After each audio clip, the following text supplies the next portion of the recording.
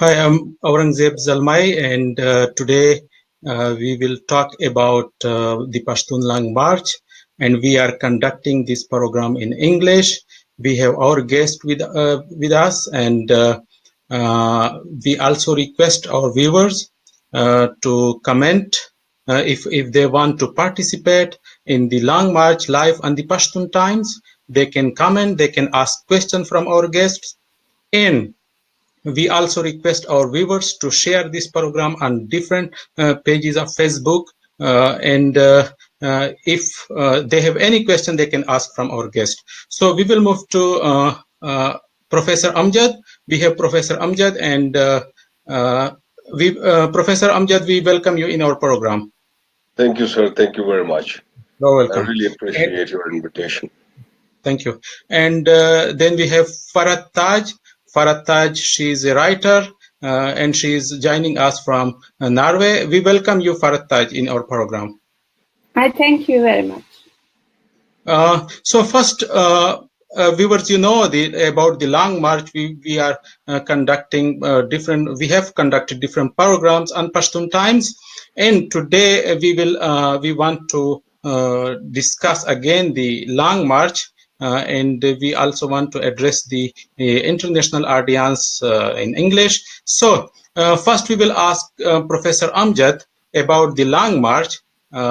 Sir, people, they say that it's a new awakening, what they saw in Islamabad, the passions and the an enthusiasm in Pashtun youth. How you see them?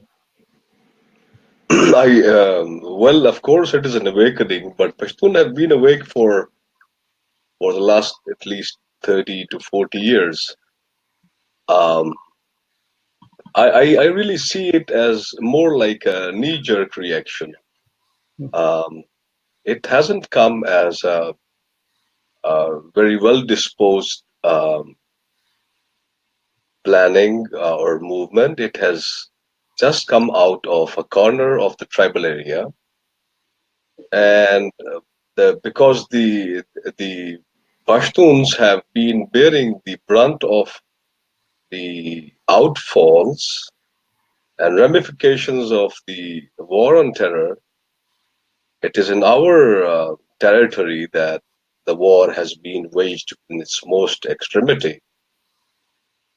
So the emotional convergence is natural. The youth from the settled areas of Khyber Pakhtunkhwa and elsewhere uh, is quite natural. There should have been convergence because, as you can see, uh, Pashtuns are being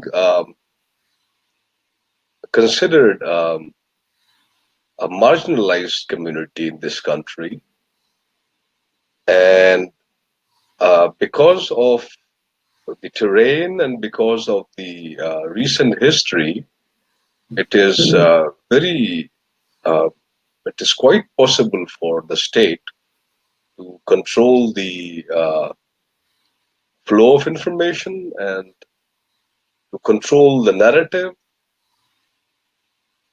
Um, as you saw it yourself, there was no mention of our march in the mainstream media in Pakistan.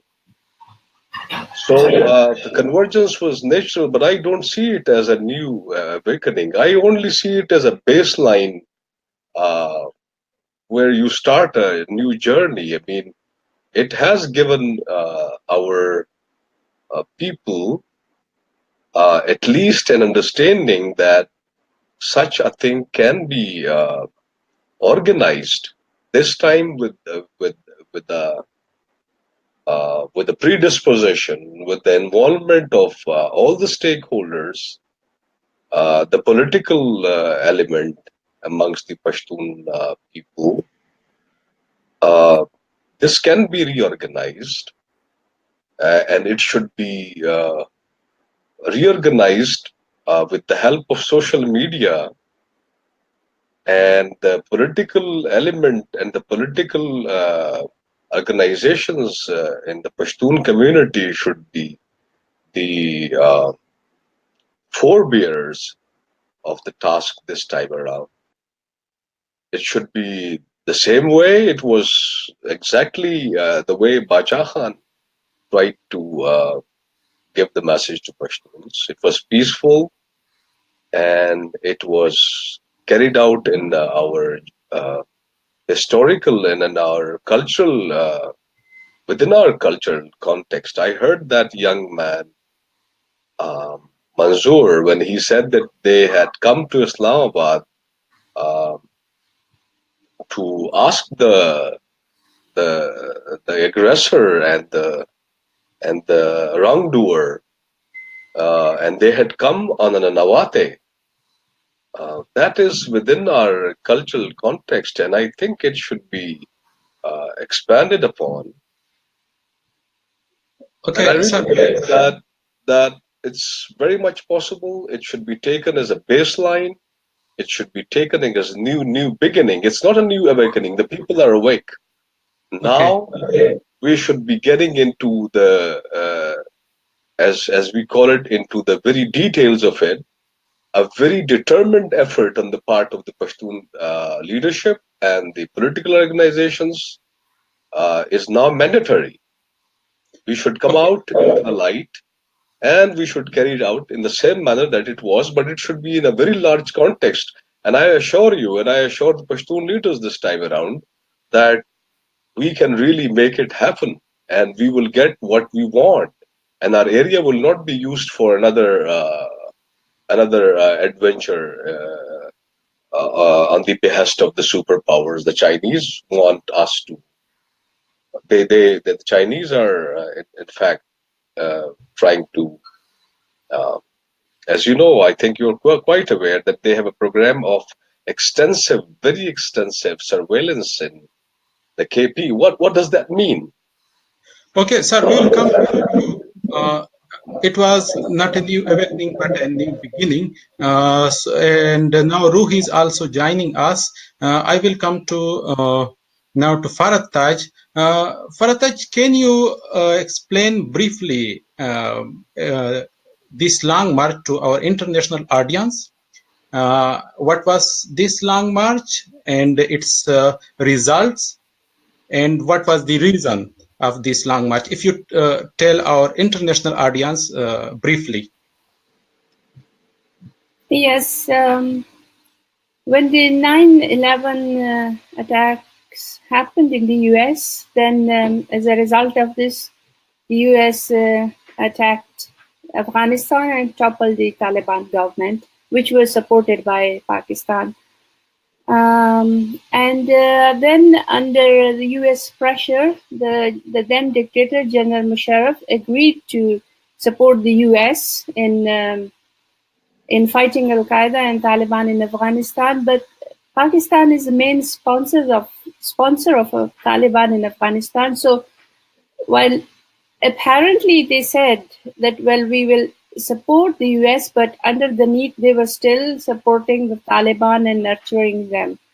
But now, because of US presence in Afghanistan, Taliban could not be hidden in Afghanistan, so they needed a place inside Pakistani territory to keep those Taliban and let them attack, carry out cross-border terror attack inside Afghanistan and then retreat back in the border territory, which is the federally administered tribal area. So in order for that, this area was converted into a war theater. It all started in Waziristan. The area was basically handed over to the Taliban. Tribal leaders were killed, and anybody who opposed the Taliban presence or other Al-Qaeda militants who had come to Fatah, those who opposed, they were killed and very brutally killed, beheaded, and all kinds of those tortures, the kinds of torture and killing that torture techniques that people in this area had not seen before. So resultantly, there was fear, an extreme atmosphere of extreme fear, which is, I think, comparable with the fear created by Nazi Germany in Germany in the Nazi time. Within the, and also Pakistani military ensured that the area remains as a information black hole. Nothing was allowed, no information was allowed to go out of the area, and those who tried to get information outside the area was killed. Like, for example, Hayatullah, who was a journalist and who reported the first drone attack that killed Nek Mohammed, the Taliban commander, in first drone attack, and Pakistan Musharraf government said that it was Pakistan army who killed.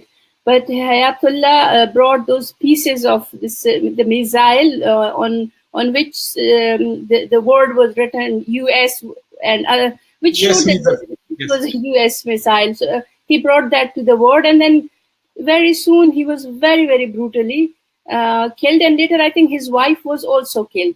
So no information was allowed to come from the area, and nobody from the outside was allowed to go for an independent verification of information. So in this environment of fear and in this environment of lack of information, people were under a social siege, and they were suffering.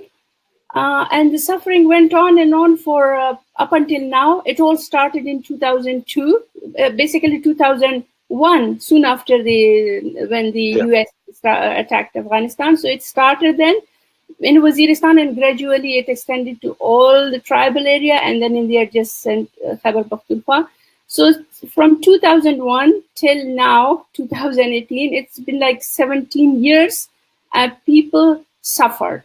Many people were killed, tribal leaders, teachers, students, women, children, villages flattened, businesses destroyed, people displaced. Pakistan Army, Pakistan Air Force Chief admitted once in a conference in Dubai that more than, 5,000 ton dynamite was thrown on FATA. So it was horrible. And I think now people have said that they have had enough, and they will now come out and tell the world what is happening there. So it started in the Masood area, because this area suffered the most. Waziristan suffered the most. So it started there. But if I look at it, basically it didn't start there. It started in Khurram, in the Shia area, where people were killed for two reasons. One, because the strategic assets, the Haqqanis wanted passage via Khurram to Kabul, which is the shortest route from Parachinar in Khurram to Kabul. Is the shortest route to just go there, attack, and then retreat back. They wanted that, and but the Shia population there, they did not allow. And also the Taliban are Deobandi extremists. So while they were in this area, they also thought it's like paradise ticket to paradise to kill Shia. So the Shia basically have no choice but to either be killed, totally killed, or defend. So they defended, and they had to defend by violence. And they were successful. Of course, they paid a heavy price of it, including a 4-year-long siege of Parachinar. They paid heavy price, but eventually they succeeded. And they ensured that their area is free from the Taliban. So it started there. But the Sunnis area were silently suffering. And it's the first time in the Masood area that this protest emerged, and the Masood young people who decided that it's enough and they have to speak up. And they said that we will be speaking within the contours of law of Pakistan. We will be peaceful. We won't be violent, but we will not be silent. So it started in the Masood area. And when they started, then other people who were silently suffering, they also joined. And the result we saw, the Masood area was actually preparing for this thing. But then what made it really happen was this killing of Naqibullah Masood in Karachi. In a police encounter. Yeah. Triggered it, yes. And so then Masood said, okay, now is the time, we just have to go out. So they came out, and other people suffering silently, also joined them. And the result, you saw the protest demonstrations and the sit-in in Islamabad. Yeah. Yes, we saw even the demonstration across the world. They were in the solidarity with the protest in Islamabad, and the famous slogan was "ये जो दहशतगर्दी है इसके पीछे वर्दी है." That military is behind the terrorism, and Ismat Shah Jahan, she wrote yesterday that this military establishment is a risk for Pakistan. What's your take on this, Farhat? Yes, that is. This is correct in the sense that this policy of nurturing Taliban is the policy of the military establishment, and they want to control Afghanistan. They said they won't let India have a foothold in Afghanistan, and probably they also have a fear of Pashtun nationalism. We can discuss about it. How real is that?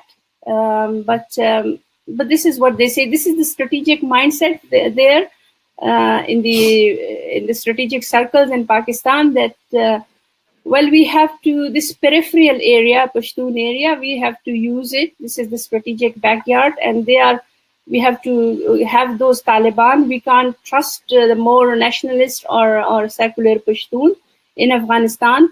That will be a fiasco for Pakistan.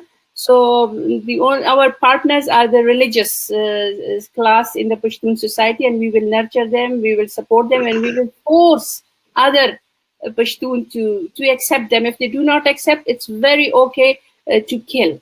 And they have indiscriminately killed any Pashtun, any who oppose the nurturing Taliban policy of Pakistan Army. And this policy is of Pakistan Army. It's not the civilian government policy.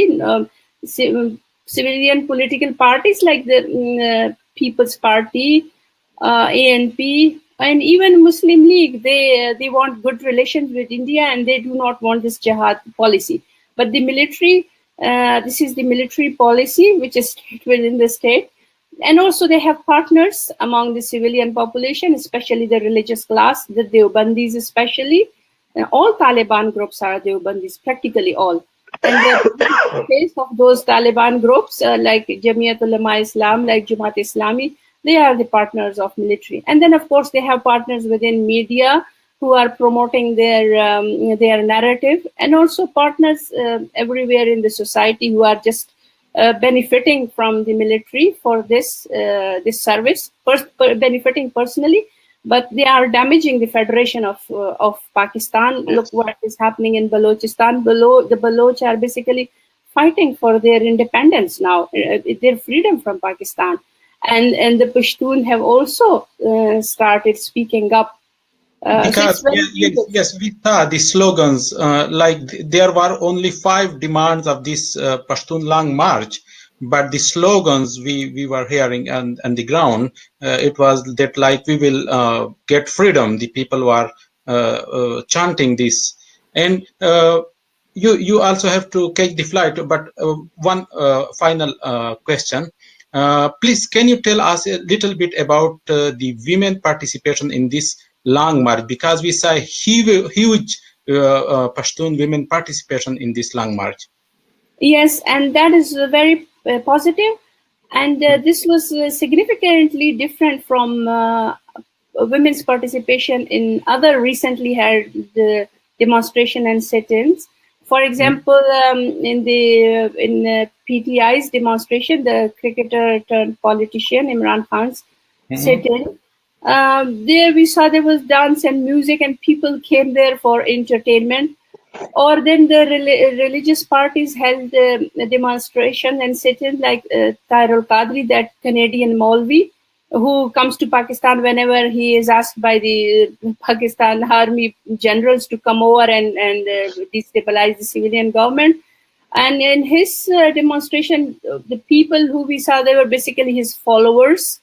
Unlike all those, and also we heard the reports of harassment of women in those demonstrations.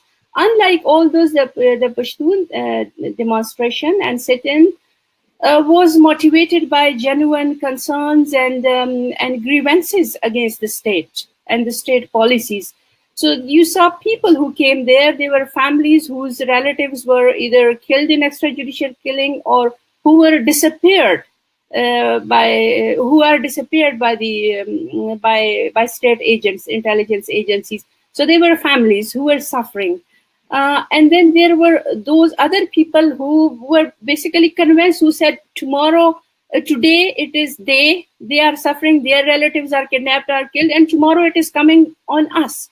So it was a real concern, a real genuine grievance that was motivating people. And so people were all focused on that. So it was, the whole thing was conducted in a very well-behaved manner, and women were allowed to express themselves, say whatever they wanted to say. And we have not heard any cases of harassment against women in those demonstrations, which is exceptional, I think, in context of Pakistani society, which is horribly gender discriminatory society. So I'm proud that that women had a safe time there. Okay, thank you so much, Farhat, for joining us, and we will invite you again, and we wish you a safe travel. Thank you very much. Thank you. Thank you. You're welcome. You're welcome. We have now Roohullah. Roohullah, can you hear me now? Yeah, I can hear you all. Thank you so much. Thank you very much. Thank you, Moderator, for a great deal of we efforts. have Professor The issue has Amjad. been Okay, we have Professor Amjad, but first we would like your take on the Long March, your views, and then you are a co-host in this program, so then you can ask questions from our guest. But first, yeah, you can. Okay, really, actually, the Long March and the Islamabad sit-in has sent a great signal of hope, particularly to those who were feeling that they are voiceless and their voices are being silenced, or they were, feeling themselves to be under agrarian suppressive and very much, there was a kind of a terror reign, which was making it harder for people to tell to the world that what's happening in their area, in their region. Okay. So we will come to Professor Amjad. My question, and then you can ask him your question, but my question is about the international games going in the region, the new games in South Asia. If you tell us a little about the new games, especially the CPEC and the role of China,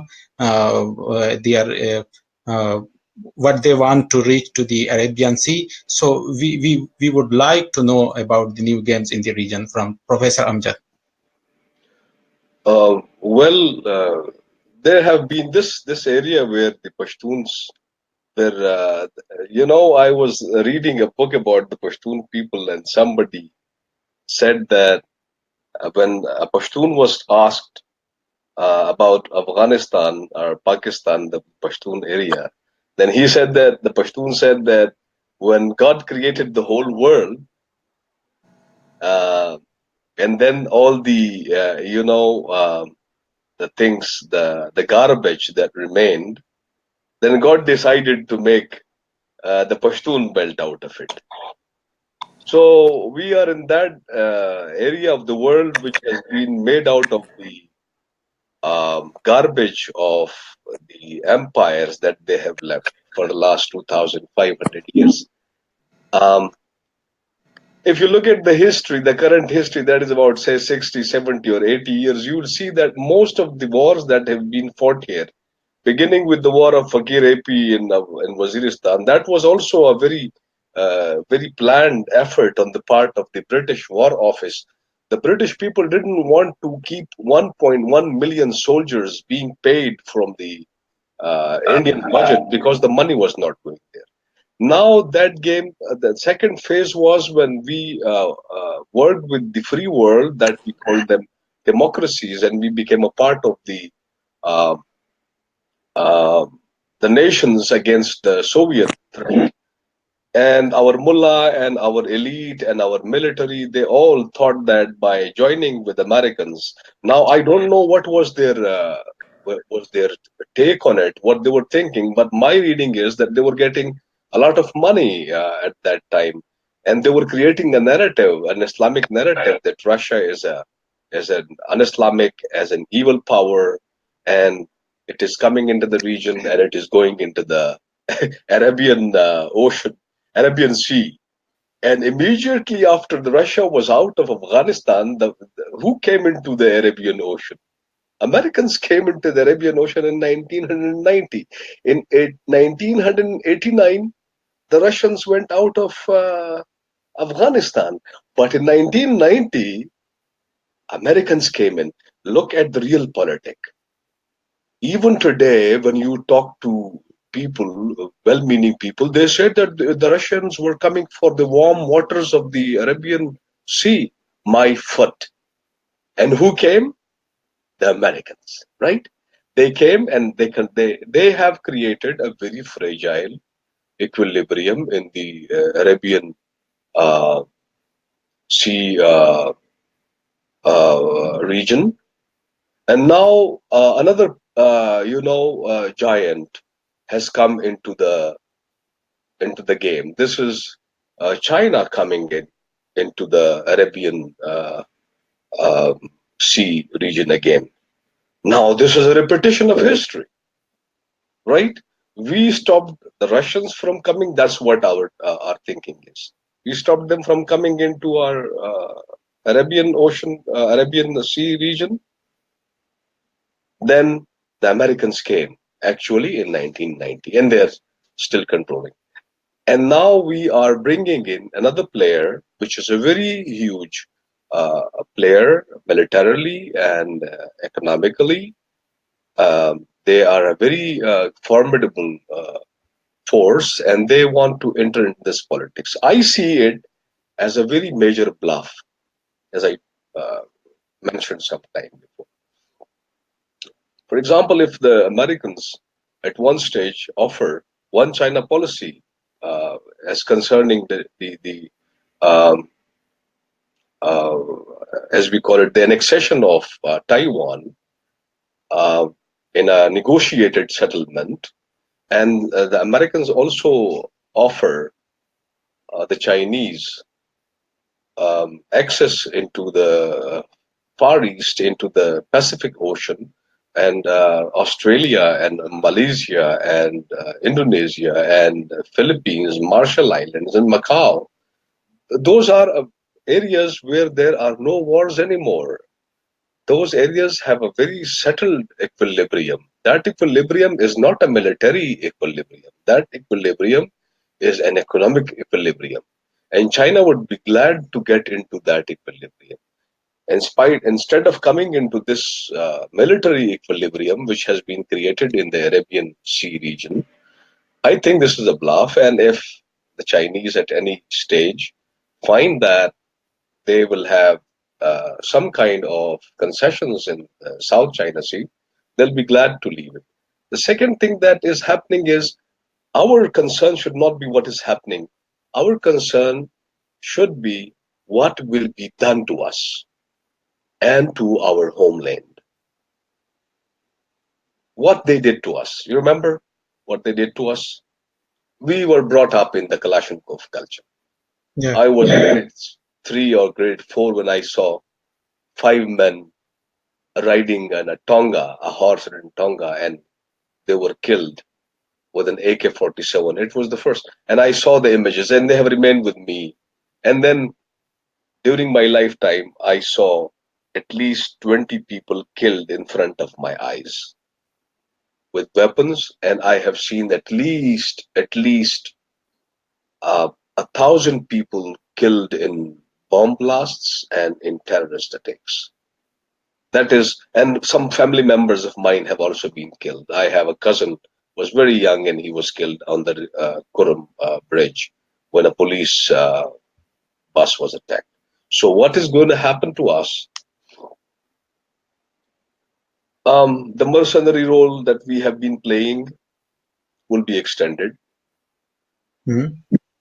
and this is, I think, this is a very short-sighted approach.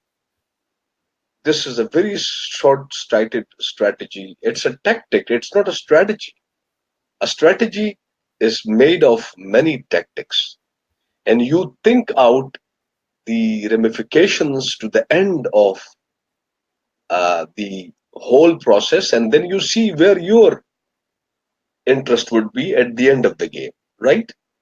I believe that the Pakistani strategists have been defeated very comprehensively. And my contention for that is the landing of the United States forces in Afghanistan is a defeat. Why should some power come in to our neighborhood and put us in a situation where now we are facing an east-west confrontation? And according to the greatest scholars on war, nobody can fight a war on two fronts. We have created another front for ourselves. And this is because of the short-sightedness of the strategists of Pakistan. Okay. For achieving short, because military strategists have very short-sighted and very short-timed objectives to gain. And all the situation that we face in the KP and in Balochistan is a result of this short-sighted tactical mistakes that have been made. If the Pashtuns are treated like the way they were treated in Islamabad, and if the Pashtun come and ask them in a Nawate, and they pay in the same coin of decency and honor, I think the whole thing will be settled within a very short time. So Okay. my point is that this is a beginning, a new beginning. It's a lesson, and we have a very good chance of uh, at least saving uh, uh, our ancestral lands from another, rise and from another proxy war that will be fought around this place. Okay, sir. Thank you for the detailed answer. We have now Muhammad Zubair and Roohullah. Can you hear me now? Yeah, I can hear you So all. I will go now in the lobby. I will stay there on the technical side, and then you can carry on this. As a host, okay, thank you very much. So I was told that I must carry on this program as a host. So my question is from Professor Amjad Saab, that since you touched upon international factors and regional factors as well, so would you like to touch upon domestic factors, because a huge population of Pashtuns youth and as well as from another provinces are, they are jobless, they are getting educated from different universities in thousands of thousands, but at the end of the day, it will give some kind of implosion. So I would like to take your comment on this issue and this subject. Oh, yes, this is very natural. This is a very good question. I mean, and I have been asked this question. Most of my students come up with this. Young people are looking for a life everywhere in the world. They have a lot of expectation from life and from the world.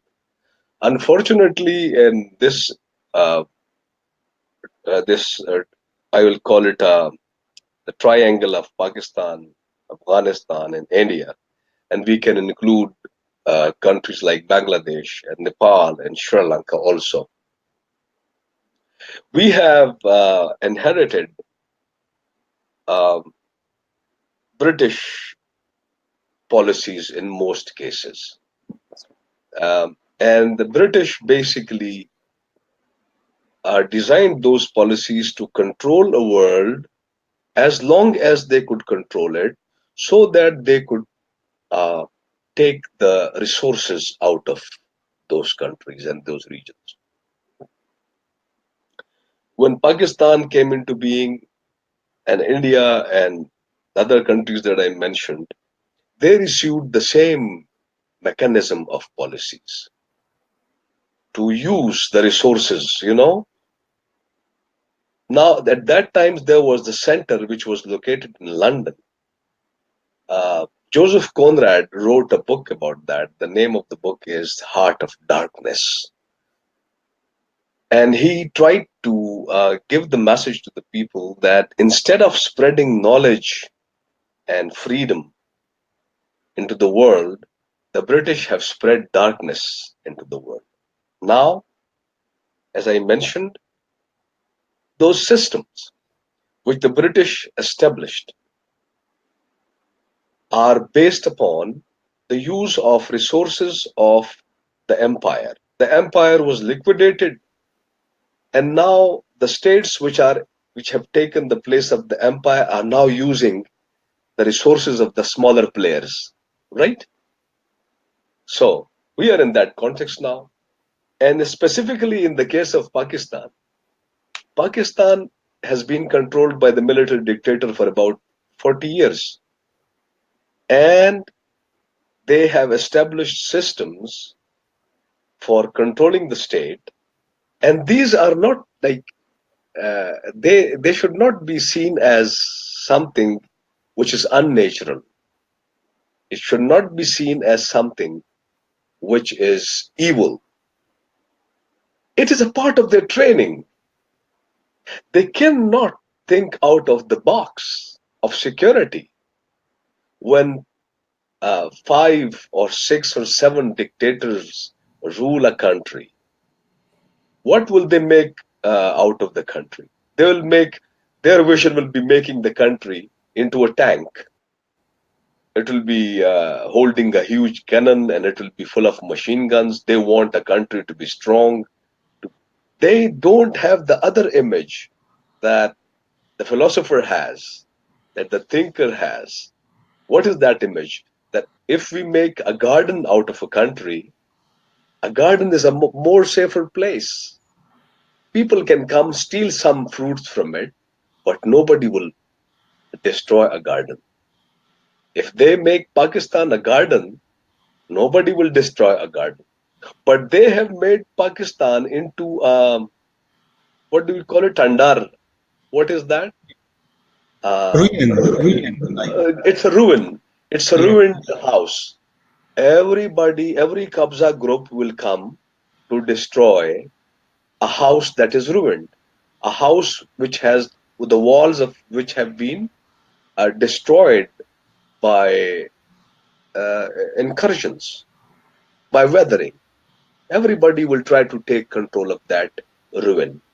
But if they make this country into a garden, is there anybody who wants to destroy a garden in the world? And they have made, as I was giving you the analogy of creating a tank out of Pakistan. You cannot. Now they created a tank out of Pakistan. It's a military state. It's a soldier state. Now there is no place for a soldier state in the world. The military dictators could not look into the coming history. They couldn't see that the world will become an economic highway. And an economic highway, the Japanese and the Chinese and the South Africans and the BRICS nation and Australians and everybody is driving a Ferrari of progress. Somebody's driving a Maserati of progress. And we want to drive our tank on the world highway of trade and commerce. That is not going to happen. Nobody's going to allow a tank to come onto the racing track. A tank will always be off-road, and it will stop, and it will be, at the end of the day, it will be, the Russians, they have thrown some 5,000 tanks into uh, the sea, the Arctic Sea, 5,000 tanks. So Pakistan should be, at the end of this, they will make it that tank which will be thrown into the sea. We need to make Pakistan into a garden. We need to make into a fast-running Ferrari on the international highway of progress. And for that, there must be multiplicity of interest. The interest of the majority of Pakistan is not the interest of Pakistan. They have made themselves into 64% and they control us. Well, their interest is not our interest. If there is a multiplicity of interests within Pakistan, then then everybody can go further, and we can have a country which will be basically secure from within and from without. But I don't see that coming up so soon, because we have a history and culture of what do you call that? Khadim Hussein's word, mercenary culture.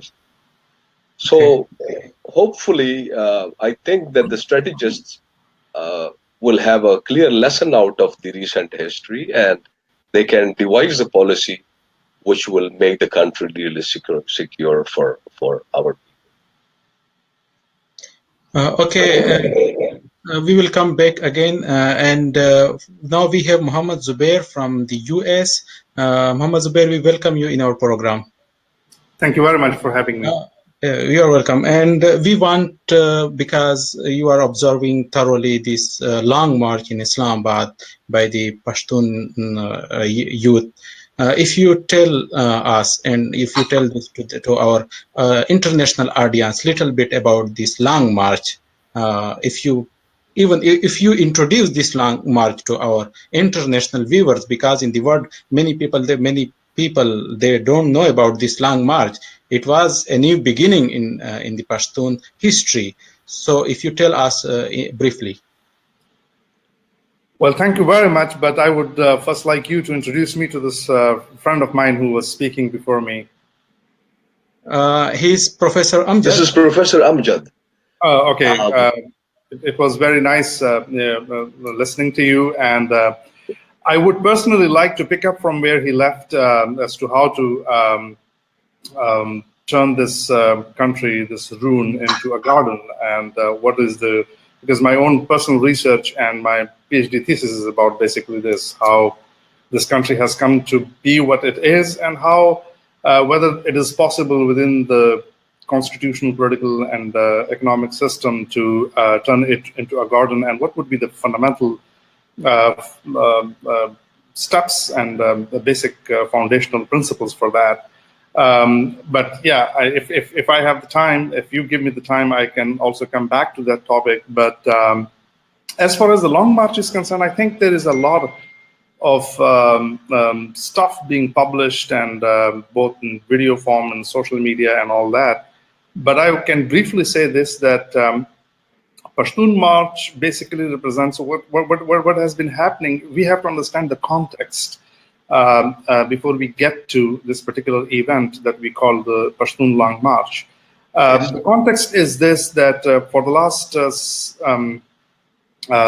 17 years after the 9/11, well, before that even, the Pashtun areas, especially the tribal areas of Pakistan, were used as a strategic backyard by the security establishment of Pakistan for pursuing its diplomatic policy towards Afghanistan and Pakistan.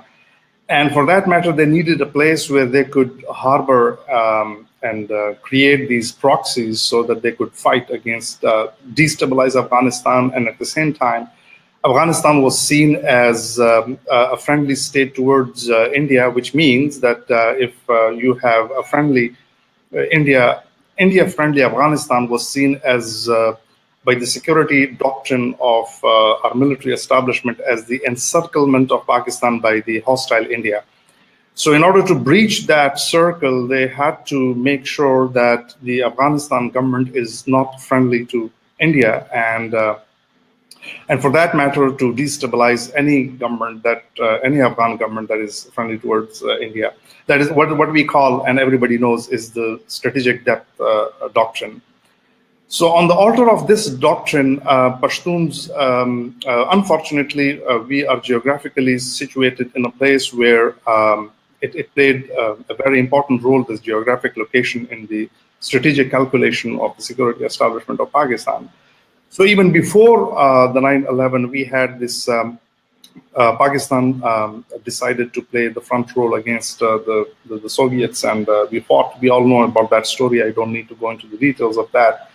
But the 9/11, after 9/11 happened, so while the Pakistani state was telling the rest of the world that we have sealed our borders, and when the Americans were bombing Tora Bora, those people like us who come from the same area, I'm Masood, I come from South Waziristan, we knew on the ground, those people who were observing that those people, those Al-Qaeda, Taliban's Al-Qaeda people and Chechens, Uzbeks, Tajiks, and all those militants, they were allowed to come into, on the checkposts, by the military establishment, they were allowed to sneak into those areas. And from then onwards, you know, so once they came in, again, to serve as a strategic backyard, it was necessary to dismantle the social fabric that we have in the tribal areas that has been sustaining these areas for a long time in the absence of a proper state government laws, Kashari, Thana, and all of that. As part of that, you know, they had to assassinate all the tribal elders who were who could preempt these forces from getting their foothold into those areas. So Sharia came in, and those people, you know, those Al-Qaeda people and all of them, you know, so that basically this in very fundamental ways that destroyed the society that we have, and the customs and the traditions and the dispute resolution mechanisms like Jirga and all of them were banned, and they came up with Sharia and all that. That resulted into 1.4 million Pashtuns being displaced over the last 15 years. And now in tribal areas, then in order to show to the world, especially the Americans, that we are fighting against these people, we know those people who come from those areas, that none of the terrorists, the so-called terrorists against whom this war on terror was going on, allegedly by the Pakistani security forces, none of them was captured or killed. What happened was that whenever there used to be an operation, they used to allow these terrorists to sneak into Afghanistan or shift them from one tribal agency to the other, which resulted into now Waziristan's and other tribal areas presenting the picture of a completely ruined. I mean, every house, every 150,000 houses, hundreds of villages, tens of marketplaces and markets have been turned to rubble over the last 10 years. And then some of these Talibans that they were using against the Afghan forces, by the way, American taxpayer money was spent on killing the American soldiers in Afghanistan, and American didn't know about that. So what happened was, as a result, that those areas were completely taken over, but some groups started fighting back, and as a result of that conflict between the security forces and some of those groups, some of those proxies that the Pakistan Army had created, that tussle resulted into a lot of damage to the infrastructure, to the human loss, blood, and all that. There is hardly any family, as my friend was mentioning, there is hardly any family that has not suffered the brunt of this war. My own cousin, who was Sardar Amanuddin, who was killed, who went for negotiations with one of the Pakistani brigadier, and then we received a call after a few days that his dead body is lying somewhere, and we could only recognize him by his teeth and by his clothes. So every family has suffered. So in this context, then then the Pakistan Army came in, and it used excessive use of force happened, and there was demolition. There's a book that is soon going to be published. I have 2 chapters in that. One of that relates to how the Pakistan Army conducted its operations, which is against all the coin insurgency doctrine all over the world practiced by the modern armies. So they used dynamites, they used heavy artillery, they used bulldozers to destroy the infrastructure. And once they occupied those areas and pushed the Taliban into Afghanistan, they started arresting people. Hundreds and hundreds of youngsters were arrested by the Pakistan Army. In the meanwhile, in 2011, there was a law that was made. It was called the Action in Aid of Civil Power, FATA and PATA Regulations 2011. And that law was made in 2011, but it was given retrospective effect from 2008, because from 2008 onwards, what the military had done in the tribal areas comes under the definition of international instruments that define war crimes and genocide and things like that. So in order to protect themselves, they needed to have a domestic law. So this law, if you look into this law, basically it allowed the military to have internment camps in which to keep the people. So the constitutional protections of producing a person before the court of law within 24 hours, informing the person of the charges against him, giving him the legal protection and the lawyer if they can't afford it, all those rights were suspended under this particular law. And as an ordinary soldier was a statement about a person being, his accusation of accusing a person of being a terrorist was considered as sufficient evidence. So the Qanun-e-Shahadat, or the law of evidence that we have generally for the criminal law, that was also suspended because the simple statement by one soldier was enough to attach the assumption of crime and being a terrorist to the person. So under this particular law, a lot of people were arrested, and then we now know the details of what was happening to those people. There were hundreds of. They would be picked up by the army. They would be picked up by the army. They would be put in the internment camp. They would be tortured. So the International Torture Convention and all those things that they have signed, just keeping them aside, they used to do all of those acts. I mean, they would be tortured. They would be humiliated. They would be sodomized. They would make movies and photographs of that. And then, when some of them, those who would be released, they would be shown those pictures and videos and told that to remain silent, to keep their mouth shut, otherwise they're going to make it public. So because of that, I mean, this happened with hundreds and hundreds of individuals and families. So this terror of the state was all there.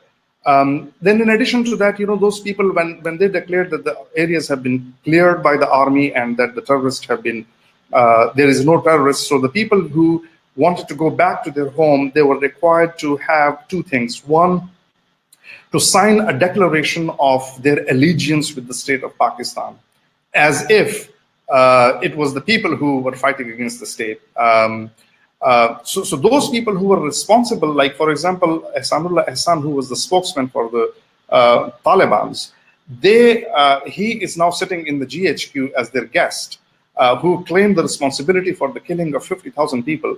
So he is sitting as a guest, but on the other hand, ordinary people who wanted to visit their places, they were asked to sign this document of allegiance with the state of Pakistan.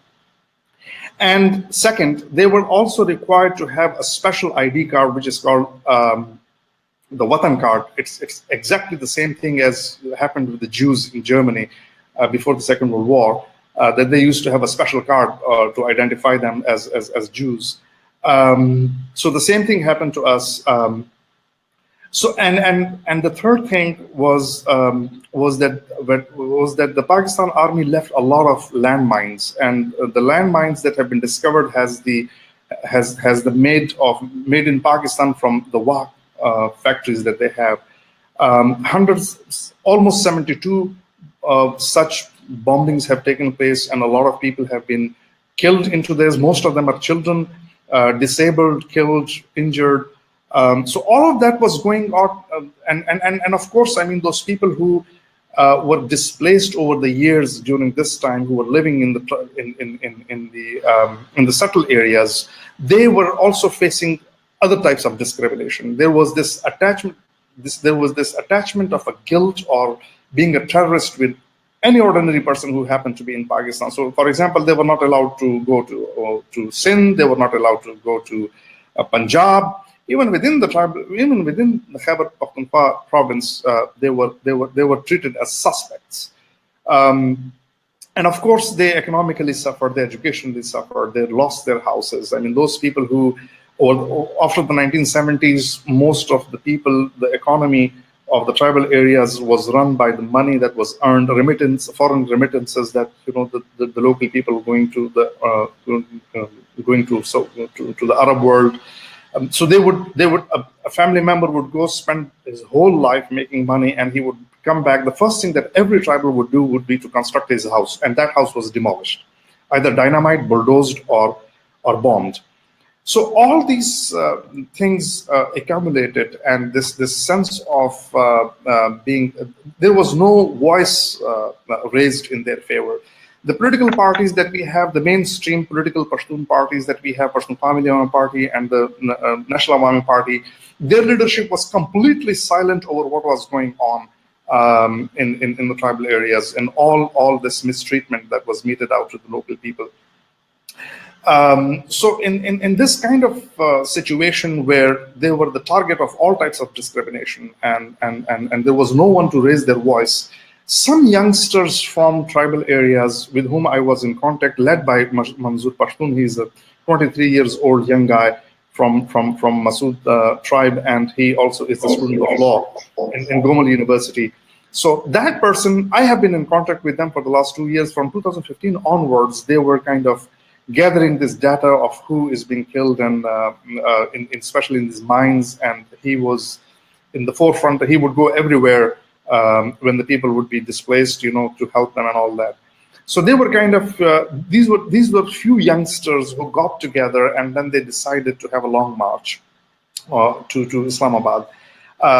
Before Naqibullah's death that had happened in Karachi, they had already charted out their program that they're going to do it, but this thing kind of helped, and this catalyzed, the process of the protest and all that. So they came to Islamabad, and on their way they kept on stopping at every major city in Khyber Pakhtunkhwa, talking to the people what is going on with them. So what they were saying was basically something that was not related to them particularly. It was something that was happening to all of them. So those people, who were suffering like them, joined them in that march. And then we saw in Islamabad for 9 days, it was a remarkable unity amongst Pashtuns across their khels, across their sub-ethnic identities and all that. And then we saw that for the first time. So what are the main achievements of this dharna? Number one, it removed fear from the minds of those people who were similarly were discriminated and felt frustrated with the state, the oppression of the state, and could not talk. So everybody got, those people who could not speak, they kind of found voice in that dharna. Those people who were feared, whose minds were struck with terror and fear, they got the courage to come forward and to share that feeling with others, and to tell the world what has been happening to them. So those are the unity amongst Pashtuns, removing of the fear, challenging the oppression of the state, and bringing to the attention of the world at large what is happening on the ground in those areas. These were the main things that happened. As a result, with a very and one more thing that they were talking about was the fact was this ISPR. If you see this, there is this Pashtun profiling going on very systematically. The state itself is involved in that. For example, all movies that were made by the ISPR, the Inter-Services Public Relations, the military branch of media, all those movies show Pashtuns as being terrorists and involved in terrorism. So they also protested in that dharna against that in that long march against that profiling of Pashtuns, and that helped a lot. It basically the oppressive state was brought to its knees by accepting a few demands. Number one, demining the area. They agreed to that. Now there are different questions. I mean, why though that area was mined in the first place. And when you do the mining, you have to keep the record of where the mine is planted in a particular place. You have to have, maps and all that, because if you don't have that, it is an extremely expensive business to demine a particular area. So the security forces, first of all, accepted that. Manzoor Pashtun has made it public how the military accepted in the negotiations that, yes, there is demining, but we cannot accept it in writing. Yes, we have been picking up people, we have been torturing them, but we cannot admit that in writing. And obviously, for obvious reasons, I mean, accepting that would mean, you subject yourself to international laws to which you are dignitary, International Criminal Court and all that. So they accepted that, and they released more than 80, 90 people. All those people, all those known people who were all those known missing people have come back to their homes. They have removed the requirement of a Watan card that was treated as a visa for the people to go to their own home. That has been removed. They have pledged to constitute military teams to go into every village and to do the demining process. They have also divulged the details of those other people who are still in the internment camps. They are also in negotiations with the military commanders in north and south of Waziristan, with the youngsters from this group to negotiate about the modus operandi of any of the post attack event. I mean, how to deal with that if there is an attack on the security forces. Previously, what they used to do was that they used to get the whole tribe out of that particular area, and they would torture them. They would lie. I mean, it's a very gory details of what they used to do. So they have agreed to revisit that policy of collective punishment inflicted on the whole tribe if there is any one bullet coming from the area. So I think these are the short-term gains of this. There are short-term gains, there are long-term gains. Short-terms are all these steps that have been taken so far, or the ones that the military has promised to take in the future, in the near future.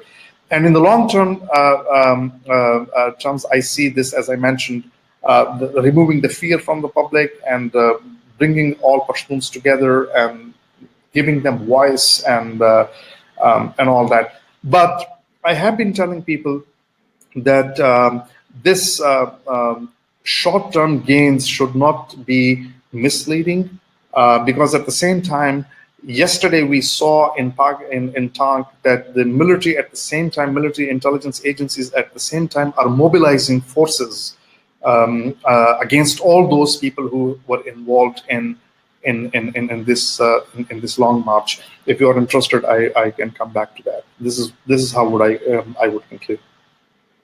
Yeah, actually, you touched upon that military establishment has been mobilizing too many people who were there, like their own people, tribal maliks, political administration, to demonize all those people who organized the Long March. So how do you anticipate the future of Pashtuns, the Hafez movement? Because now they are under a kind of attack from the state suppressive elements and agents. So there is those people who, like me, come from tribal areas know very well what is meant by the Aman Committee. Aman Committee is the second line of defense, offense that the military has when you get the locals and organize them, weaponize them, give them in the main cities their offices and places, and then you start doing the dirty work. Because now the state, it has become, after this long march, it has become difficult for the state to come up with that kind of naked oppression against the people, because it has been made too public. Now what they're going to do is, and I see that the start has taken place yesterday, is to have these Aman committees like the guy whose house, by the way, was tortured while the Pashtun Dharna was going on in Islamabad. So the local people in Dar es Salaam Khan city, they got up and they burned their offices and all that, telling them what we call the good Talibans. The good Taliban, yeah. Yeah, so they are now the state intelligence agencies are reorganizing and bringing these people in the front and do all the dirty work that they have been doing directly. Now that will be done. That oppression will be inflicted on the people through these good Talibans. So, in my opinion, what could be done is, well, I have been saying that again and again, that you have spontaneous movements that arise. It was a spontaneous movement, basically, the Pashtun Tahaffuz movement. Yeah, that's right. The problem is that, with the spontaneous movement, the basic problem is that it is not organized. For giving sustenance to a movement, you need organized political parties. And I have been highlighting this thing that now it is time for the political parties, the mainstream Pashtun political parties like the Pashtun Family Party and the National Awami Party to come forward and to pick up the thread, because the state and the intelligence agencies are reorganizing themselves, and they are strengthening those forces against those people who were involved in the Pashtun Dharna. And now if these political parties do not come to their aid and to their rescue, they're going to be crushed individually. Each one of them will be crushed. So it is time for the military, for these political parties and their leadership to come up. Now, I understand the reason why this movement spontaneously rose up was because the main political parties failed to highlight the concerns that this movement basically was highlighting. Why were they doing it? Because probably these political parties are headed by people like you and me, and the Pakistani intelligence agency is sending them a message that you will be blown up, Mr. Asfandiar Wali or Muthana Chakzai, if you don't follow the line. So maybe because of that threat, or maybe because of cooptation, because the states, I mean, there is a lot of scholarship on this, that when the dominant state groups sometimes co-opt the leadership or the elite class of the minority groups. That cooptation happens because of two things. There are two processes. One is to threaten them. The other is to give them temptation, or the combination of both threat and temptation, because of which the traditional leadership of minority groups are co-opted by the state. Now, I say that, when this movement, when that happens, as a result, those traditional political parties and leadership are not able to voice the real grievances of the people that they allegedly represent. So what happens is that the counter elite then rises up. Who are these youngsters? Are basically the counter elites. Donald Horowitz and a lot of Western scholars have written on this. This counter elite that has arisen is because the traditional elite was co-opted by the state because of threat, or because of temptation, or because of the combination of both. Now, when that happens, when the counter elite rises, there are two things that can happen to the traditional leadership. One, either they do not get the strength that they need from this movement, spontaneous movement, and the counter elite leadership to be able to stand up to the state, and instead of being co-opted, can look into their eyes and say that, no, we have our concerns. You see, these people are rising up, and so either they derive power from these movements and from this and the challenge that they face from the counter elites. The traditional elites either adopt their narrative and take the lead from them and take side with their own people and stand against the oppressive state, or they simply cannot stand against the oppressive state and they ignore. So what happens is that either it leads to their political death, as I would put it, because they do not want to adopt or own that counter elite movement, the spontaneous movement, and they also cannot stand to the state, so that results into their political death.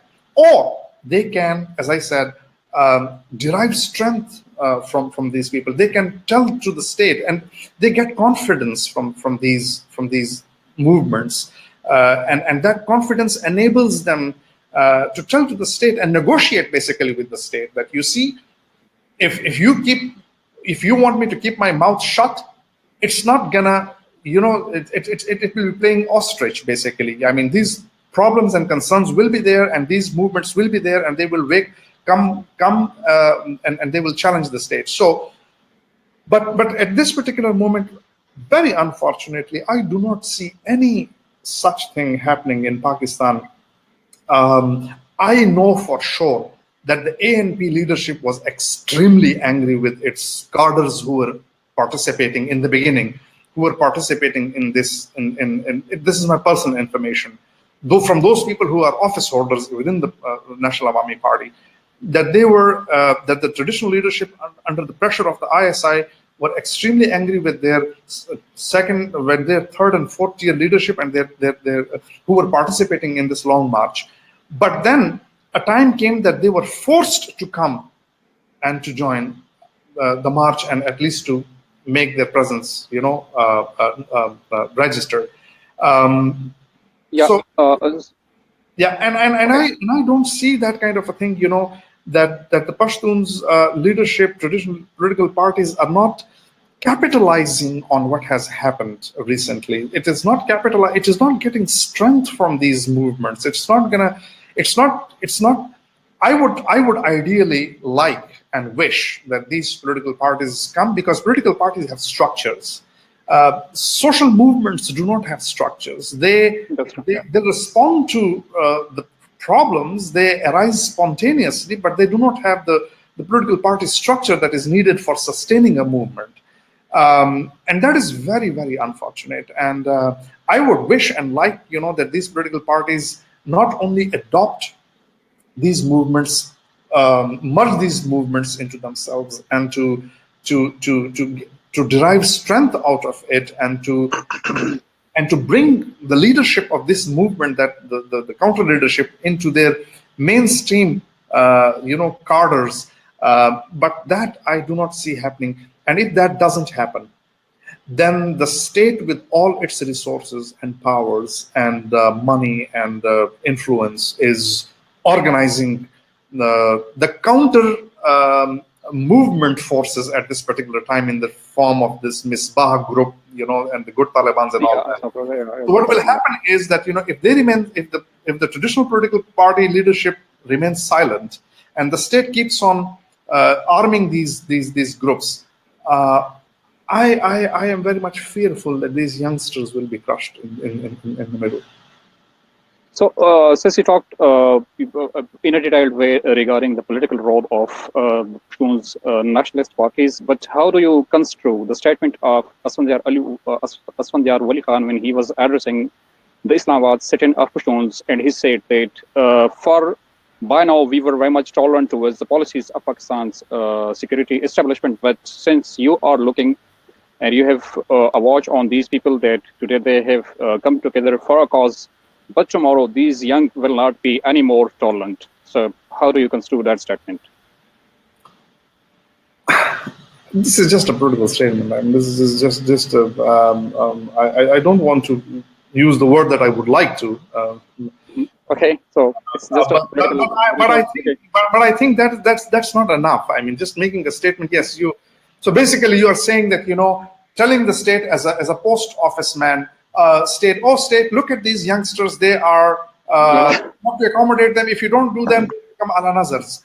So what is your role? Are you not gonna become peace? Are you not gonna adopt their strategy, and are you not gonna talk to the state on their behalf?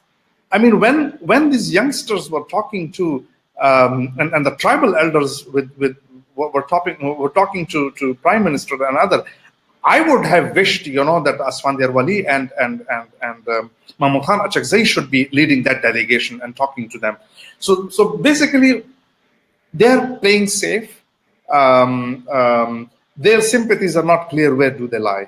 They fear for their probably they need to get some courage from these youngsters who came forward. And so I think these statements are not enough. I mean, these statements are not enough, and you have to support your statements with some kind of political action, and that is not forthcoming, unfortunately. Okay, now switching my question towards Amjad Saab. Since the Pashtun issue is not only related between Pakistan's military establishment and the Pashtuns, rather it has too many regional and international facets. So would you like to shed light on the regional factors and international factors which are shaping or affecting our region, and particularly the present and future of Pashtuns? Because in recent time, Pakistan has because in recent time too many alliances have changed. Like Pakistan was, in the old days, Pakistan was standing in the camp of the United States, but now it is trying to come out of that, and that's trying to forge new alliances with Moscow, with China, and all these things. So, I would like to take your comment on that issue. That has been in the coming for a very long time. I was reading a book last year. It is titled as Obama's Wars, and it was written somewhere in the middle of President Obama's tenure. And therein, I found out the perceptions of the United States administration top minds regarding Pakistan. They had been reading this country for a very long time. And before that, there was a book written by some lady. It's titled as The Wrong Enemy, in which she has tried to prove that it is not the Taliban in Afghanistan who are the enemy of the United States forces, but it is the Pakistani military establishment who are playing double games. And things became very clear and it was really in the making, this paradigm shift that I would like to call it, that Pakistan is trying to get into this new paradigm, to bring in China into the Arabian Sea politics. As far as, I am a student of international relations, and I think that this is a very fragile equilibrium in the Arabian Sea region, and this equilibrium has been achieved by a persistent threat and a narrative of threat in the form of Iran to the Arabs, and the oil flowing through the Gulf. Now, when you bring in a giant like China into this region, that's tantamount to bringing a monster into a smaller room. This region is so completely overtaken by this military strategists' diplomacy, and the equilibrium that has sustained the peace is so fragile that bringing in this giant would really be causing a lot of trouble for this troubled region. And as I said earlier, the China will be more interested in South China Sea, where there is already roots have been established, and there is a very persistent peace. After Second World War, except for 1950s when the Koreas were divided and the Vietnam issue, Southeast Asia has been particularly very calm. But our region has been the scene of wars and proxy wars for the last 50 or so years. So my vision is that this thing is, I think it's a very good chance for Pakistan to rethink the paradigm and to stop using its military strategy for shaping the economic future of the country. That's not going to work. Military strategy is a completely different area, and economic strategy and business and trade are a very different area. Very different kind of people who work in both of these areas, and very different kind of organizations are involved in it. So, I really believe that it's time for us to rethink the paradigm.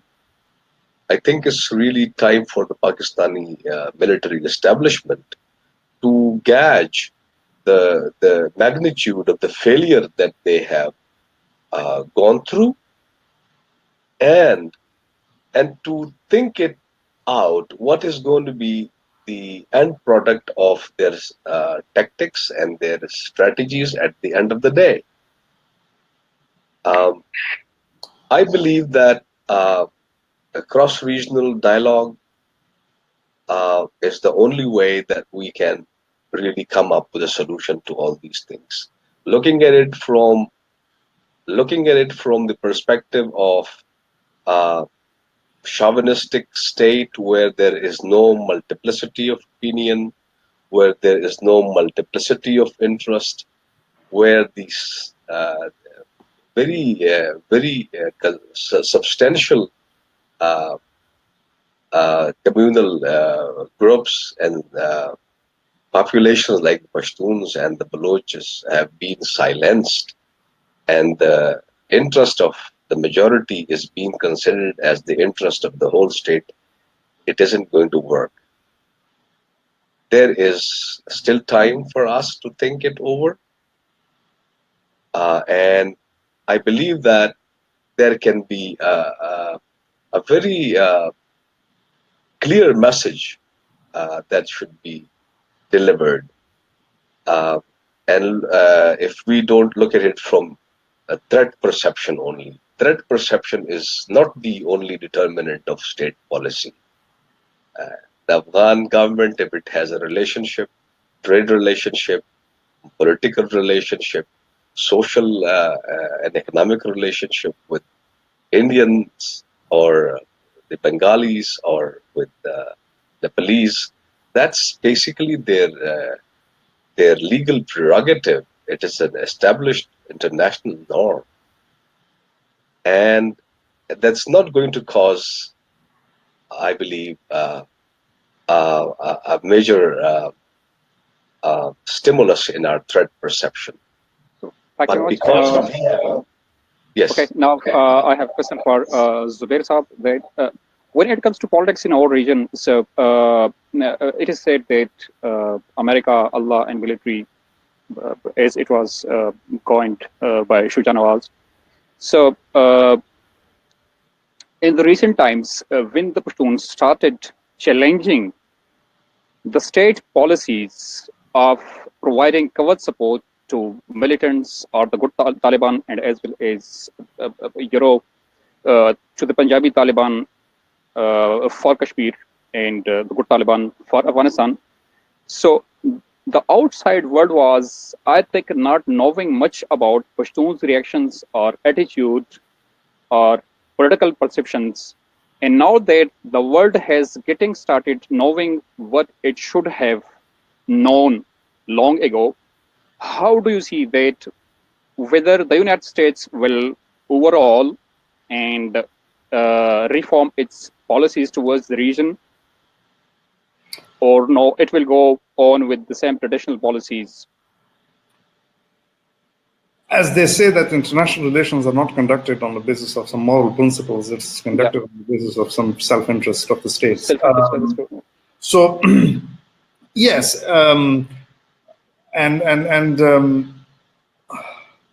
as my friend was mentioning, Bob Woodward's book of what was his name? Obama's Wars. Obama's Wars. It was basically published when it is the record of Obama's administration's first term. It was in the second term. First term account, yeah. First term account, yeah. It was in the second year of the first term that they were doing the evaluation, and I was shocked and I was dismayed to read about the fact that even in 2009, Obama said that remove the word defeat with the Taliban. That is not our job, and remove the word nation building of Afghanistan from the diction of foreign policy and foreign policy documents. And I can completely understand. I mean, why would Americans, give a damn to? So what I'm trying to say is that there is no doubt that international factors are very important. International pressures are very important in making the states like Pakistan behave in certain ways, but how the state should be behaving, what should be its strategic and security policy, is something that comes always from within. And Americans, with all these dollars, the $33 billion that they have paid, were not able to get from Pakistan what they wanted to get. And Pakistan is a dilemma for them. They don't know how to deal with it. They call it the Pakistan problem, and they have no clue how to deal with it. And Pakistani, they are very clever. I mean, they have been, they have been getting the money from the American taxpayer. Money was spent on killing the American soldiers. And the Americans got to know about it only in 2011, somewhere between 2010 and 11. And we in Peshawar with Sayyid Alam Masood and Tehreek, you were also part of that, the Aman Tehreek. We were shouting, at that time in 2009 and 10, we were shouting from the top of our voices that, oh, the Americans, they are killing your soldiers with your money. And nobody was listening to that.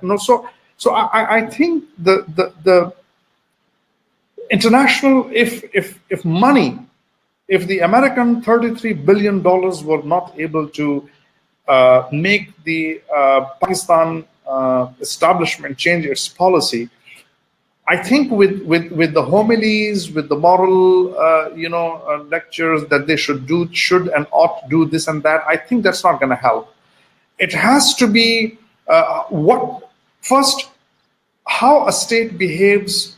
The elements of its behavior are controlled from within, not from outside. Outside has an important role, but basically in the state of Pakistan, as we have seen, as we have discussed, it's basically from within. Now, from within, what is happening is that we have a big problem. It is an integrated problem. I mean, why the military is in power, why the military should be deciding this issue, why the civilians are not in power. The civilian and the military dichotomy, that is one issue. And then, as my friend is mentioning very rightly, the majoritarian system of democracy that we have, according to which the one particular ethnic group with 75% or 65% population is controlling everything. They control bureaucracy, they control military, they control civil bureaucracy, military bureaucracy, they control corporations, they control the parliament, they control the Senate, they control the National Assembly, they control the judiciary. Everywhere you will see there is a Punjabi. So basically that is a Punjabi state. Now it's basically the Punjabi elites who are basically determining and that oligarchy, as I would put it, it consists of the military, top military, civil, political, industrial, and feudal oligarchy from Punjab is basically controlling the country. And while they are progressing, I mean, Punjab is the most developed province. Thriving province of Just have a look at Miran Shah's Bazaar, the ruins of Miran Shah, and look at Lahore, what is happening. Look at the CPAC, how they turned around, the whole thing. And so Punjab on every count is progressing. Okay. I second your thought. Even just a few days ago, the Prime Minister of Pakistan, Hakan Abbasi, inaugurated a gas project or plant in Miawali. Which stands between 2 gas is discovered in Sui, gas is discovered in Karak, in Khyber Pakhtunkhwa, and it's refined there. So what I'm now this political and economic hegemony that the Punjabis have is because of a constitutional framework that they have, and constitutional framework is not a consensus document. In my research, in my thesis, which is 700 pages, I have deconstructed this myth that is fed to our kids, that the 1973 Constitution was a consensus document. None of the constitutional instruments that have governed Pakistan has been a constitution. Now, in a multinational society, in a multi-ethnic and multicultural society, you have to have a particular kind. You have to have a particular design of a constitution. In a multicultural society, the traditional concept of democracy, which is based on one vote and one person, one vote, does not help. I mean, the traditional concept of democracy that is majoritarian rule only works in societies which are homogeneous. Mostly when people, have the same identity. When you have people with different cultural identities, they're linguistically different from each other. They have different histories. They're heroes and they're villains. The heroes of one is the villain of the other. If you have these kinds of disparate people living in the same country, you have to, first of all, accept the concept of multiculturalism. Number two, you have to have a constitutional design constitution that is based on the consensus. By consensus, I mean, even if you have 6% population of Baloch, they should be, while sitting on the constitutional table, have the same right, the same power, the same right to decide as any other person who is sitting on. Because what is federation? Federation is basically a contract. And that contract in a multicultural society is amongst the multinational groups. So that's what happened. Now, what is happening is, because we do not have, the constitution is not based on consensus. Constitution is the instrument of hegemony, a Punjabi hegemony that has been imposed on the minor ethnic groups. Now what they expect from you to do is to work within the rules of the game have been laid down by the constitution, and which favors the majority.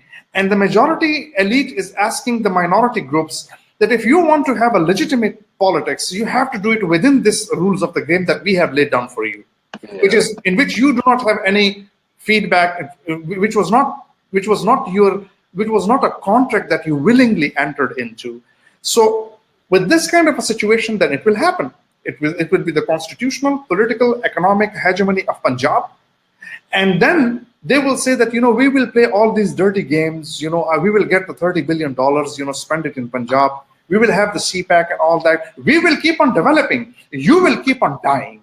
Your houses will be destroyed. You will be 1.4 million of yours will become IDPs for decades and decades. Your houses will be destroyed. Your cities will be washed from the face of earth. And we will be progressing. So when you have this kind of a constitutional system that you have, then of course, I mean, they will be experimenting with you. They will be exploiting the national resources of the. Now, Punjab is 70% of the population is Punjabi, but they occupy 30% of the land. And you have the 30% of the population having 70% of the land. And Baloch, who are 6%, amongst the minorities, they are 6%, and they have 40% of the most valuable land strategically, and from the mineral point of view, and from CPAC point of view, and all that. So what you do is, Punjab cannot fulfill the needs of its population it's not self-sufficient. So it has to have access to the natural resources that belong to the others. Now, others would not allow that unless you crush them, unless you completely dominate them, completely constitutionally, and you engage them in these wars, unending wars, under the pretext of, India attacking us and all that. So we will be collecting the body parts of our family members, and Punjab will be progressing. They will be having carpeted roads, and they will have orange. What the hell is that thing? The trains and all that, and we will be suffering all our life. You just, in a cursory way, you just touched upon that. India think India will attack us and strategic thing. So, don't you think that since Pakistan and India both are nuclear, they are equipped with nukes, and in longer future, in near future, in no way they are going to be engaged in a full-scale war. Though there might be, some conventional wars, some low-level skirmishes on the line of control.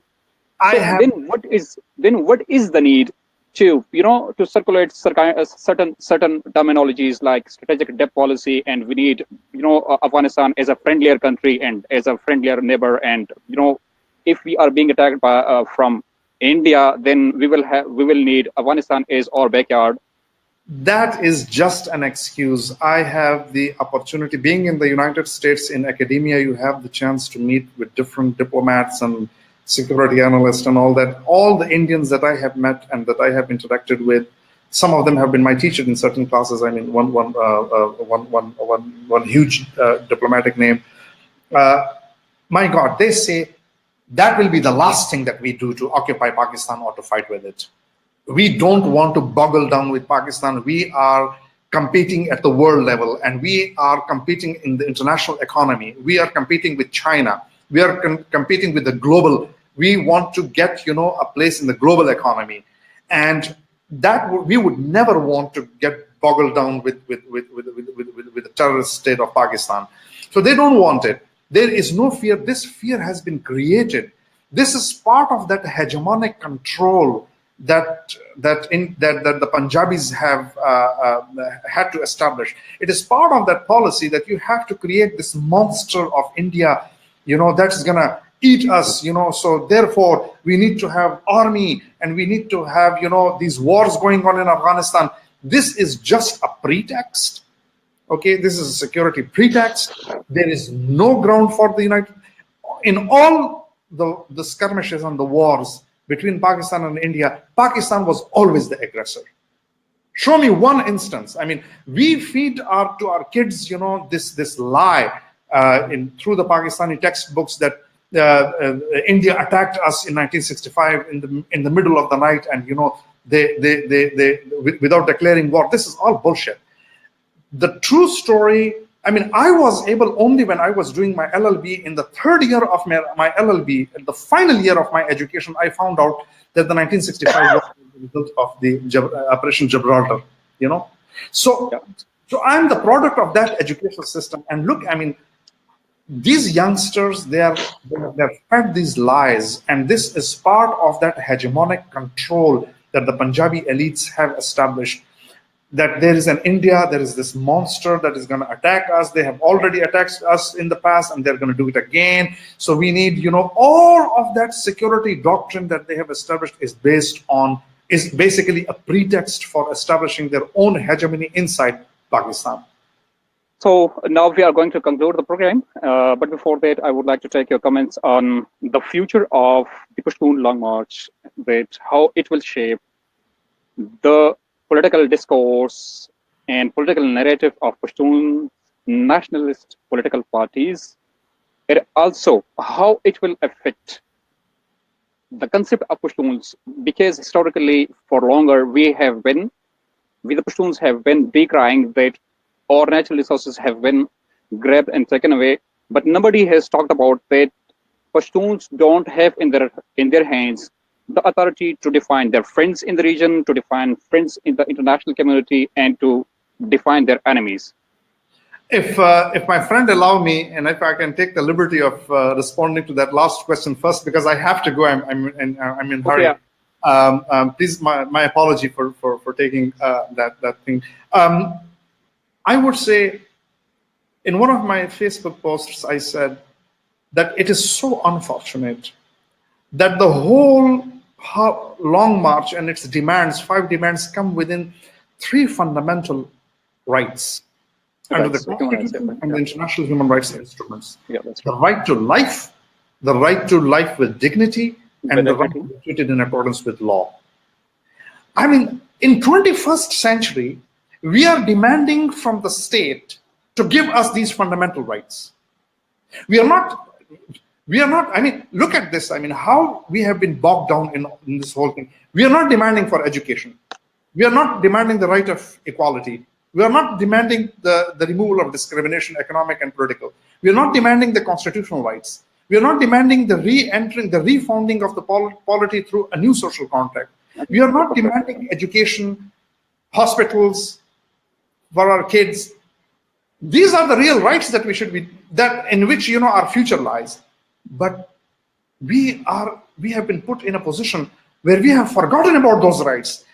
And the state, which is supposed, the very existence, legitimacy of the state is based on protecting these fundamental rights to its citizens. And here we have an aggressive state, a repressive state that is taking away those rights from me. And I'm telling the state, please don't do it. Please don't take away my life. Please don't take away my dignity. Please treat me in accordance with law. So this just shows the pathetic situation that we are in. And I will blame, before anybody else, my own political leadership. Those people who take in the name of Pashtuns, they contest elections, they benefit themselves, they have their family members, you know, having these sitting in the parliaments and the provincial assemblies, taking governorships and, you know, whatnot and whatnot. But they voice our concerns. So that is the first problem. And that is basically the last problem too. Somebody has to come up and tell the state that no, you have to give these fundamental rights, but not only these rights, but you have to give us the right to develop, the right to education, the right to health, the right to have peace, and any sincere leadership, whether it is Baloch, Sindhis, or Pashtuns, all minor. Any political leadership that is a genuine leadership has to basically demand on this oppressive state and this one particular ethnic group that is dominating it, that we have to re-enter into a social contract, the clauses of which we have to decide. The constitution that we have had so far, these were nothing but the instruments of domination and repression that you imposed on us. We have to sit together and we have to renegotiate the terms of this contract. If you are not ready to renegotiate, you go your way and we will go our way. Thank you very much.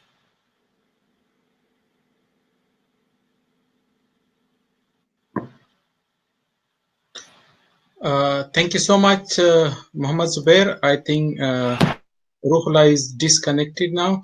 Sir, I would like to come to you and ask your final comment about the future of the Pashtun March. How do you see the future? I really think it has begun. I think it's time. Mr. Zubair has shed a very comprehensive light on every aspect of the Pashtun life and on every aspect of the state's subjugation and hegemony. And I believe that this is something which has gone into the very collective psyche and memory of the Pashtun people. Every Pashtun man, woman, and child knows this, that there is a repression, that there is injustice, that there is this complete inequality in the state of Pakistan. And I am telling you one thing, that this is based, this hegemony is based on such very fragile, ideas and pretext, that once the Pashtuns, for example, one of the commentators just talked about having it on the 28th this month in Swat. Yes. They are going to hold a march in Swat regarding this. I believe that once they start this, the Pakistani state and especially the military establishment now is very sure. They know that they have failed time and again. And within the military, there are people who have realized this. They are not children. They are not somebody who cannot comprehend their own history or their own actions and their implications of their actions. They know everything very clearly. And they are now in a situation when there is they have to make a choice whether they leave the state of Pakistan to be run by democratic powers, and how the democratic powers are going to um, control the state, what instruments need to be developed, as Mr. Zubair said, that we need a new social contract with the state. These things are really in the offing. I believe that the time is coming, and it has come. Pashtuns must use the same uh, strategy, calling their marches and using Bacha Khan's philosophy to completely remain non-violent and to influence the media as much as possible, because the national media is not something which stays within Punjab only. The national media is spread out into the periphery of the country also. And the people who are working for the media should be persuaded to give the news and the information regarding their marches and regarding the demonstrations, whether they are held in Banu, whether they are held in Peshawar or Swat or Mardan. Those agents who are sitting there should also give some feedback to the national media and pressurize the national media to give coverage to these things. And I believe that the state is not in a position to change. Yes, the covert state, the deep state, might come up with the repressive tactics, as I mentioned earlier to you, that these children, as Mr. Zubair also mentioned, that these children might be suppressed, might be even abducted, and some of them might be killed by the deep state, because the deep state also is comprised of a very complex structure of personnel, and these personnel are very charged with the feeling of loyalty and the feeling of disloyalty and treachery and this. So if the top brass of the military takes this thing seriously and start uh, finding a solution for it, the first solution should be that the top brass should give a clear message to the lower personnel that taking extreme measures against these people is going to be very, very extremely counterproductive, and it is going to cause, if one spark of violence. I was reading Dawn today. They have killed another young man. They have Yes. abducted two young men from Karachi today. One of them has been killed. The other one is still missing, and the father is talking. So, if this continues, I'm telling you, they are putting themselves into a situation in which they had been before. And this time around, it is going to be a very different story. So, it's time for them to come up with a solution to pacify the Pashtuns and to give them every right which Mr. Zubair has mentioned. Otherwise, it will be them who will be responsible. That's what I can say. Okay, sir, if you talk very briefly about the media in Pakistan, do the Pashtun have media in Pakistan? Like as you mentioned, that they didn't get coverage by the media. Pashtuns media. You remember the Turkish uprising? I mean, when the civilians went and they caught hold of the collars of the generals and brought them out, right? And I was in Pakistan at that time. And then what happened? One of my friends, who is a media man, he was so overjoyed. He was so excited. He was giving images after images, videos after videos of civilians, dragging these generals. And this went on for the first day. The next day, he started giving anti-Erdogan and anti-civilian content on his website page. And I called him on the phone and I said, what has happened overnight? And do you know what was his reply? He said that the mamas gave me a call and they told for this kind of.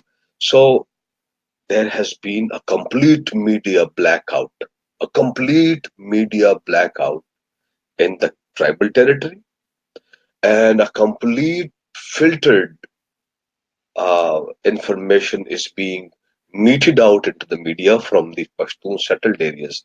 So that is why you have 50,000 people liking your page, because they have no access to information and you are giving it to them.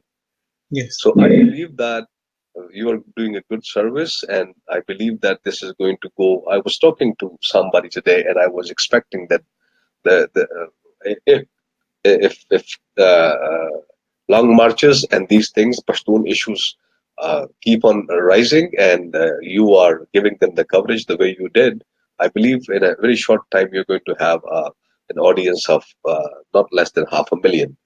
So, so you're doing that job, and I really believe that there should be more people coming in this area, so that the blackout that we have can be somehow mitigated by the social media, which is now doing the job. I believe there is no access to media, there is no information, and I believe that this is very um, it's not something which has happened by itself. I would come again to Mr. Zubair's contention. This is very well thought out. This is planned. And you and me and we who are working on these social media instruments, we can really uh, break out of this blackout, media blackout. Oh, thank you so much, sir. Thank you so much for joining us Thank you very and much. for your detailed comments. And thank you also for the viewers, for all those who watched this program and who commented on this program. Thank you so much. We will come again with the same topic, the Pashtun Lang March, live on the Pashtun Times, and we will come with new guests, and you can again you can participate in this long march live on the Pashtun Times. So see you next time. Bye bye. Bye bye. Thank you so very much. Thank Allah Fama. Allah Fama. you.